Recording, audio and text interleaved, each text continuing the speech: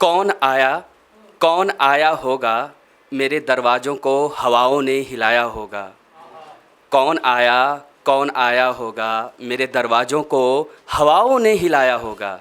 मत धड़क ए नादान दिल, खत पड़ोसी के घर आया होगा। खत पड़ोसी के घर आया होगा। मैं अजीत अनुराग, और आज का टॉपिक है मेरा, मैं अकेला अपने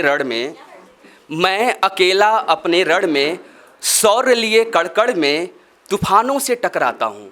मैं अकेला अपने रण में शौर्य लिए कड़कड़ में तूफानों से टकराता हूँ। विजय पथ पर चलता हूँ। अभी और न जाने कितने चक्रव्यूह रचे जाएंगे। मुझे हराने को लोग वक्त पे आएंगे। इसी में हम अपने जो हमारे पुराण हैं, जो हमारे इष्ट देवता हैं, श्री कृष्ण जी, शिव भगवान और मर्यादा पुरुषोत्तम, हम उनको कहीं न कहीं अपने जीवन में उतारने की कोशिश करते हैं। तो वो जो अंतर्द्वंद और सफ़र की लड़ाई है, लेकिन कृष्ण का नाम लिए मैं हर बार खड़ा हो जाता हूँ। लोगों की नज़र को चीरते हुए विजयी हो जाता हूँ। मैं शक्ति अपने राम में ही मिल जाऊँगा, लेकिन राम के हर सपनों को पूरा करके शिव को दे जाऊँगा। मैं अकेला अपने रण में शौर्य लिए कड़कड़ में तूफानों से टकराता हूँ। विजय पथ पे चलता हूँ। और ये दूसरी है कविता मेरी, ये जल्दी लिखी गई है। मेरी सिस्टर अभी असिस्टेंट प्रोफेसर ज्वाइन किया, तो पहली बार वो यूनिवर्सिटी में साड़ी पहन करके अलाउ किया गया है। तो साड़ी बांधना और छूटना से वो परेशान हो जाती है। तो उसका वो बार बार परेशान होना, साड़ी कैसे बांधी जाती है, और वो तो उस पर कविताएँ मैंने लिखा। थोड़ा इसको समझिएगा। जीवन का वैसा ही सार है, जैसे साड़ी छूटती है, पकड़ती है, वैसे जीवन भी छूटता और निकलता रहता है। क्यों है इतनी बेचैनी, क्यों है इतना अंतर्द्वंद?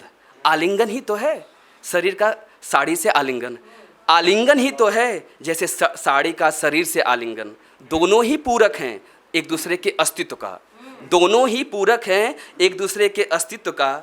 साड़ी का बेसुध होना, उसका छूटना, उसका उच्छृंखलित होना, मतलब जब हम बहुत ज़्यादा आवेश में होते हैं तो अपनी मन की जो हमारी महत्वाकांक्षा वो हमसे छूट चुकी होती है।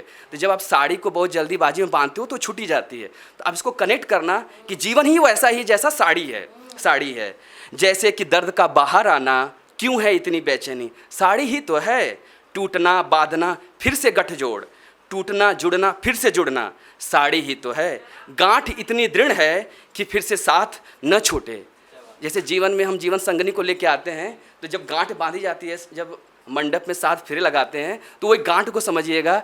गांठ ही तो है इतनी दृढ़ हो कि फिर साथ न छूटे। यही अंतर्द्वंद है। साड़ी ही तो है, क्यों है इतनी बेचैनी, क्यों है इतना अंतर्द्वंद? आलिंगन ही तो है, साड़ी है। और कि जब हम कविताएं लिखते हैं तो हमारे मन और मस्तिष्क में कई चीज़ें चल रही होती हैं, और वो आपके मन के जो पटाक्षेप होते हैं उस पर आप एक साथ गठजोड़ बना नहीं पाते हैं। तो कुछ लाइनें हैं। मैं शब्द नहीं माया जाल बुनता हूँ, तेरे अस्तित्व के विलीन होने में कुछ क्षण ठहर जाने में सुकून ढूंढता हूँ। कलम की लेखनी से हम सुकून ढूंढते हैं, चाहे प्रेम की परिभाषा हो, चाहे राजनीति हो, चाहे पारिवारिक बिछोह हो, तो हम उसमें कलम में बांधने की कोशिश करते हैं।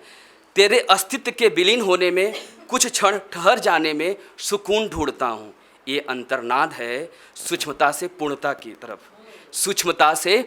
की तरफ। चित्कार है पूर्ण होने की। आखिर कब तक रोकेगी ये प्रकृति? ललकार है उस अस्तित्व को जिसका दम्भ भरता हूँ। मैं शब्द नहीं माया जाल बुनता हूँ।